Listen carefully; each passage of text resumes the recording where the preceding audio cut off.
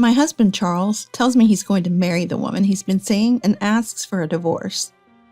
Let's not waste time with property division. Just leave quickly. Sharon taunts me, as if she's relishing in my misery. Donald, too, is infatuated with a woman he met at a bar. They don't want to live with me. I'll leave, just as you wish. But before that, I'll give you a piece of my mind. My name is Joy Lynn, named with the hope of being blessed with much joy in Joy Lynn. I'm a 50-year-old woman whose life hasn't been as joyful as I'd hoped. But now my days are filled with happiness, so I can look back and laugh at the past. Let me take you back to when I was 35. I was about to celebrate my 10th wedding anniversary with Charles. We hadn't been blessed with children, and I found it somewhat painful to hear comments from those around us like, "Do you have any kids?" and "Children are wonderful, you know." Conversations with Charles had dwindled, partly because he had been promoted a few years earlier, became busier with work, and traveled frequently.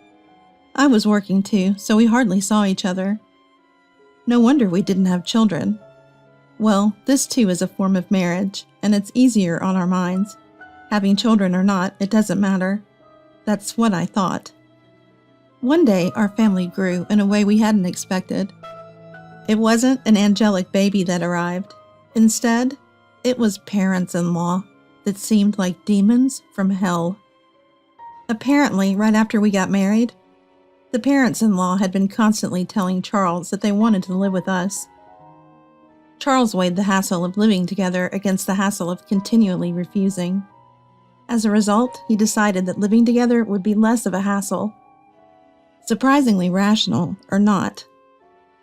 Hey, I didn't agree to live together. According to Charles. I'm hardly ever home, so it's fine. It might be fine for you. But still, as Charles said, it's fine if the parents-in-law are good people. I had a hard time with these parents-in-law, even before we started living together. They were the ones who persistently asked me, "When are you having kids?" Sharon would always say, "The more children you have, the better," every time we met. But you only gave birth to Charles, right? Living with such parents-in-law? It's a stomach-churning story. I wonder how living together will turn out. My expectations were quickly betrayed, not in a good way. It turned out even worse than I thought.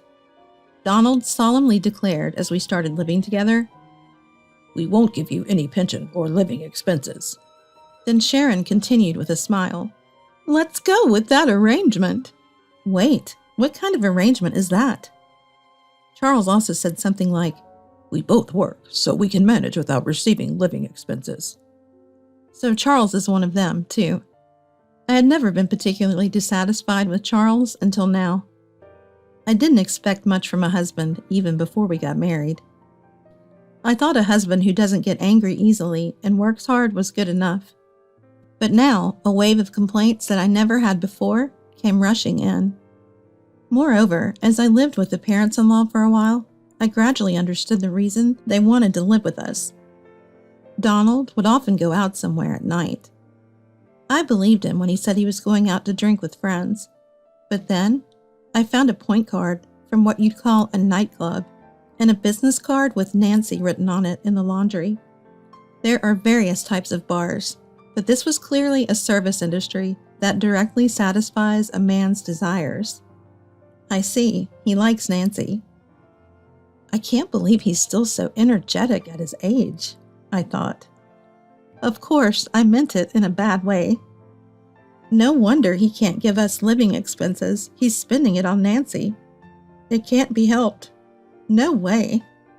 On the other hand, Sharon gradually started to harass me. Moreover, she was cunning and intensified the harassment gradually. So much so that even I didn't notice at first. At first, I thought she was being kind. I could have endured it if it had just been about the way I fold laundry or season my cooking. But there were times when Sharon called me by the name of Charles's ex-girlfriend. Every time Sharon would apologize, saying, "I remember her strongly because she was the first girlfriend Charles introduced to me, too. I didn't do it on purpose. I'm sorry." At first, I thought, Sharon is old, so maybe such things happen. But as it continued, I realized something was off. Speaking of which, every time I took a shower, the bathroom was always dirty. I initially thought the mess in the bathroom was from Charles and the others who had gone in before, but no one complained about the bathroom being dirty, so without a doubt, it must have been Sharon who was in before me. There were other instances too, like when Sharon mistakenly, thinking everyone had already bathed on a snowy day, unplugged the bathtub, leaving me to shower in the freezing cold. She also once took my favorite necklace from the closet without asking and then lost it. Each time, Sharon would say, "I didn't do it on purpose. I just wasn't thinking. I'm sorry." While it's possible to accidentally shower or call someone by the wrong name, taking jewelry without permission is not something that can be brushed off as a mere oversight. I began to suspect that maybe this was all intentional harassment aimed at me. When I saw Sharon angrily sitting at the dining table saying, "My dinner is late because Joy Lynn came home late," I finally realized it was indeed harassment, albeit subtle. Come to think of it, Sharon hasn't done any housework since she came to our home. She throws her socks inside out into the laundry and tosses bottles into the trash without removing the labels, adding minor inconveniences every time. She complains if meals are late and if the sheets are messy, and sometimes she even throws things. I finally understood. Our home was indeed graced by the arrival of a baby. 2 of them, in fact, both big and delightfully stubborn. Exhausted from my job as a caregiver, all I wanted was to quickly escape this situation and go to bed, so I kept silently tolerating Sharon's behavior. I didn't have the energy to argue with anyone when I returned home. I wanted to rest as quickly as possible, even if it was just for a moment.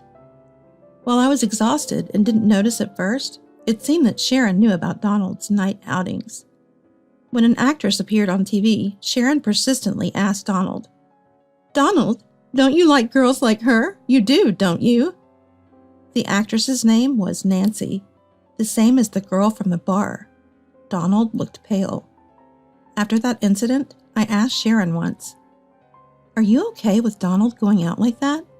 Sharon replied, "If I get a divorce, I'll be someone who has a divorce history at this age, right? That's miserable, and it looks bad to society. Of course I don't like it. But he's just playing with professionals at the bar, right? If he's not serious, I can accept it." She wasn't holding back from divorce because of her concern for Donald, but rather she feared becoming someone with a history of divorce. I couldn't understand it. Turning a blind eye to infidelity must be causing her significant internal stress. And Sharon's outlet for that stress was harassing me. By harassing me, not only could she vent her stress, but she could also avoid doing housework. It was like killing 2 birds with 1 stone. I was certain. I knew why Sharon had insisted on living with Charles. Since living with the in-laws, Charles increasingly made excuses not to come home, saying he had to work overtime. This house was rotten from the roots to the pillars. At this rate, even I might end up crushed under the rotten floorboards. It happened one day, about 6 months after we started living together. Charles, who rarely had the same day off, said something unexpected. "Please, let's get a divorce." It was a bolt from the blue. It turns out, Charles had been having an affair with a classmate for a long time. He even said he wanted to marry this person, and I had no clue. Apparently, they started dating just before he got promoted. I thought he was working hard for our sake, but could it have been for his classmate? Was it my fault for not paying attention to Charles's behavior, using my exhaustion as an excuse? I thought affairs only happened on TV, and to people like Donald. No, maybe it's natural for Charles to cheat, given that Donald does it too. "Once this house is ready, my girlfriend and I are moving in. You can take your things and leave," Charles declared. Sharon asked, "What's going to happen to us?" "You can stay. My girlfriend doesn't mind sharing," Charles responded. "What a nice girl. Joy Lynn, don't let her get away with it if she asks for property division. We're going to use this house and everything in it." Donald chimed in, "Yeah, she's a really good girl. especially if she's cuter than Joy Lynn. Sharon shot Donald a look as if to say, "There you go again with women." But Charles and Donald just laughed. "These people are hopeless," I replied. "All right, I'm fine with the divorce. There's a memorial ceremony in Atlanta soon, right? Can you wait until then?" "Planning on enjoying the feast at the memorial ceremony? Are you? How pathetic. There's no way I'm taking a woman who's divorcing me. Just leave already." Who's the pathetic one here? Who cares about the food? Despite everything, Sharon and I, the only women in the room and both cheated on, can't seem to get along. No, I was planning to move out on that day. Going back home is a bit embarrassing since I was cheated on. Finding a place and handling the paperwork takes time. I thought it would work out around then. Charles, not Sharon, replied condescendingly, "If that's the case, fine." Cheating and then acting all high and mighty? Don't underestimate me. I'll destroy everything. A week passed, and the long-awaited day of revenge finally arrived. That day, my parents-in-law and Charles left the house early in the morning to attend a memorial ceremony in Atlanta. They planned to return by evening. All right then, let's give it a try. The garbage collection service I had hired arrived. I had them load all the furniture in the house into the truck. The sofa, the microwave, Charles and the parents-in-law's bed, and Sharon's clothes that had accumulated since moving in. Charles' favorite new vacuum cleaner, even the refrigerator and its contents, all of it gone. Ah, minimalism is wonderful. With each item thrown away, it felt like my troubles were disappearing. Next, the movers came to transport my important belongings to my new place. By evening, the house was empty. The front door made a sound. It seemed Charles and the others had returned. I decided to greet them one last time, as a good wife, and stood at the entrance with a smile. "What? You're still here?" Charles frowned openly. So did my parents-in-law. "Oh, that's harsh. It's the last time, so it's fine to see each other's faces before leaving, right? I wanted to see your face." "Huh? You still care about me?" Blushes slightly. He chuckles. "What's the big deal? Fine. Let's have a meal together one last time, shall we?" Charles, strangely in a good mood, heads towards the living room saying this, followed by Sharon, who looks exasperated, saying, "Charles is so sweet." Donald, on the other hand, turns to me with a proud look, saying, "That's my son." I'm baffled. Having a meal, huh? Would have been a nice way to part if there was anything left to eat. Huh? What? What? The meaning of my words, Charles, upon opening the living room door, lets out a silent exclamation. Sharon, annoyed, peeks into the living room after Charles and exclaims just like him, "What? Ah!" Donald does the same. Wait. Why the fridge? No, even the furniture, appliances too. Why is there nothing anywhere? Of course, I threw them out. The house feels much bigger now, doesn't it? I thought it would be bad to leave old furniture for your new life with your girlfriend. Consider it my parting gift. Threw them out? Why? Weren't you preparing to move? I've already moved. You throw away things you don't need when you move, right? Have you forgotten? Most of the things we bought when we got married were purchased with my money. Nothing bad will happen just because I, who didn't need them, threw them away. At my words, Charles points at me, his mouth moving, but no words coming out. He seems too shocked to speak. With this, I'll forego any division of property. Well, there's hardly anything to divide anyway. Sharon, furious at my smile, says, "What have you done?" I'll return that phrase to your foolish son. There are limits to indecency, like cheating while having a wife and then saying to leave because you're remarrying. Wasn't your upbringing at fault? How could you speak to me like that? You were such a terrible daughter-in-law. Do you still consider yourself my mother-in-law? To me, you're just another old lady.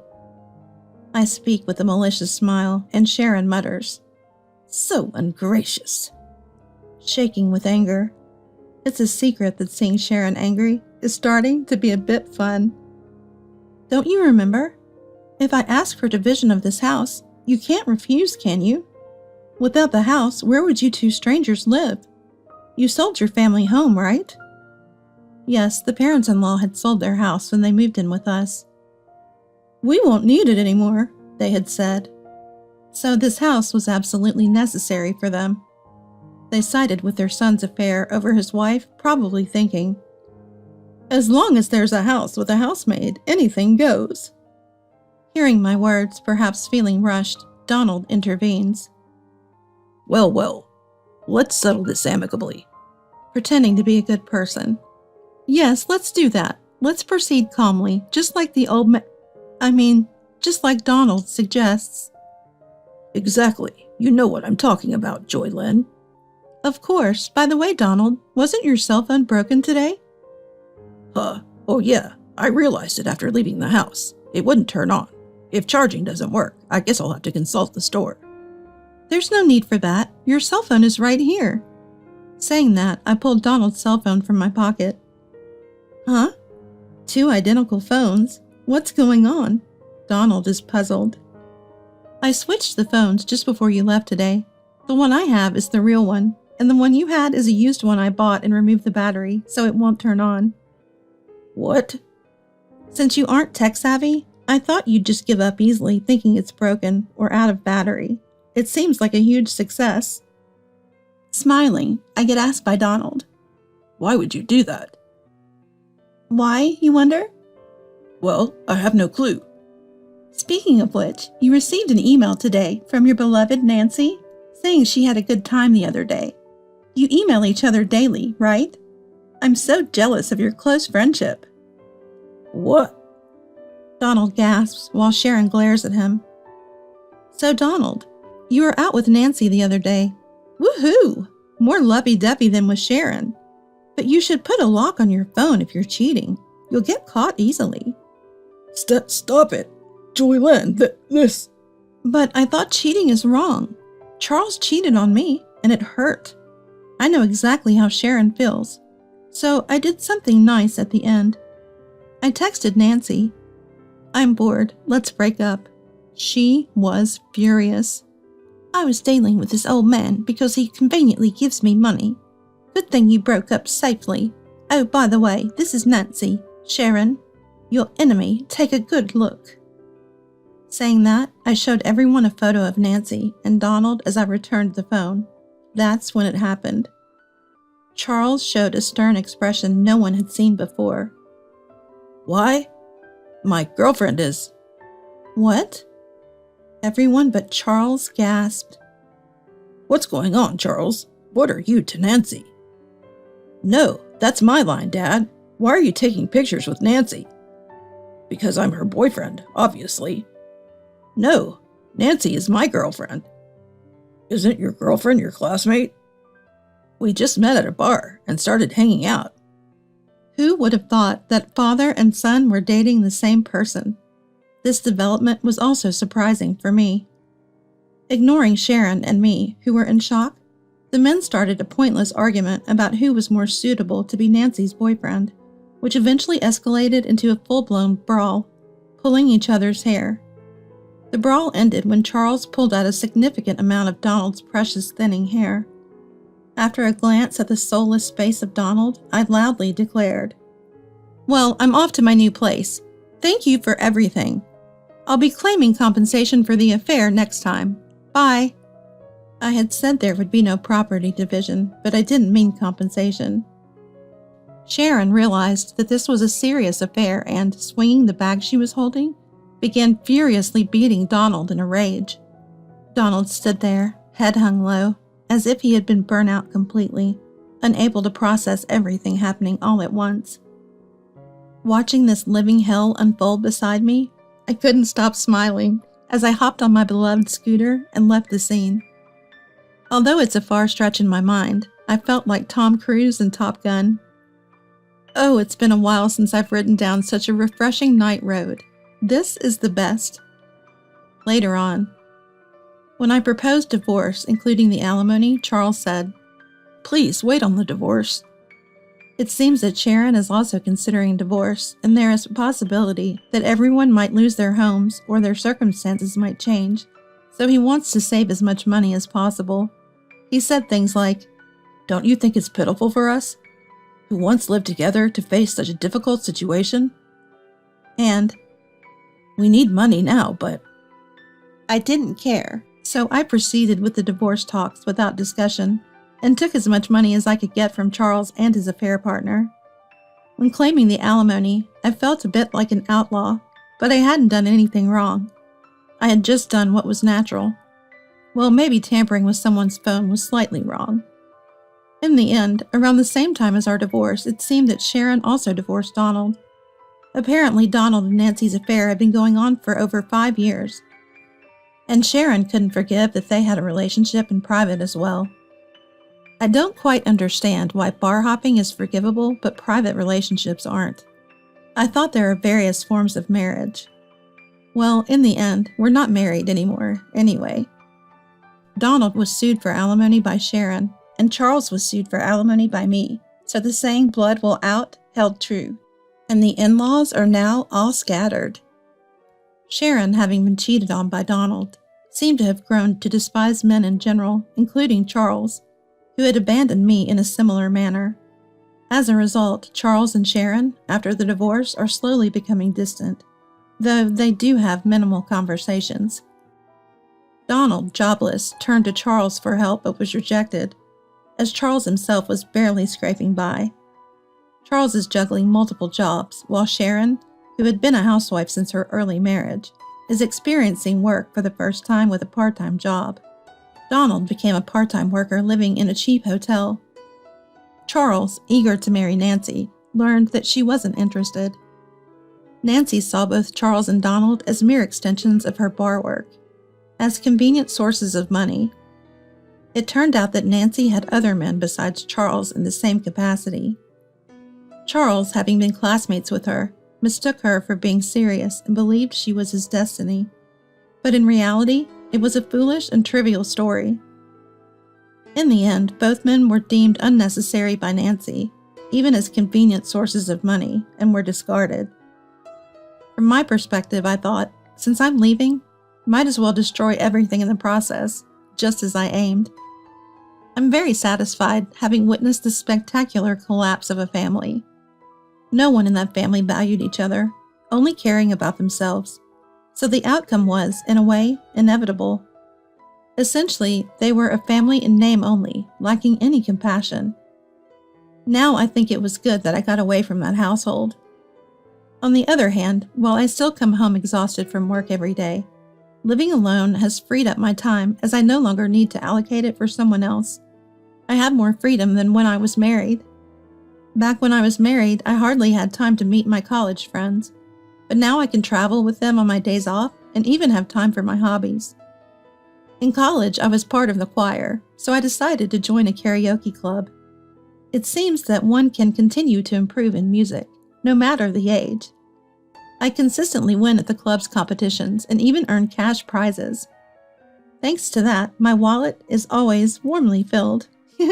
At the facility where I work, my colleagues suggested hosting a karaoke recreation event, since I'm good at it, and it was a huge hit.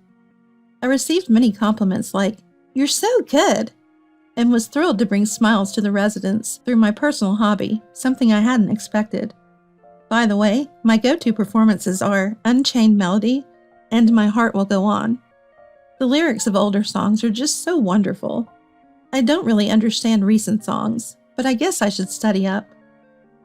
Though my days aren't glamorous, I'm surrounded by friendly colleagues, trustworthy friends, and kind residents who feel like family beyond work boundaries. Finally, it seems like I've become the Joy Lynn I was meant to be. From now on, I aim to be someone who not only receives joy, but also shares it with others. Alright, let's do our best at work today. I'll wholeheartedly celebrate the residents' birthdays.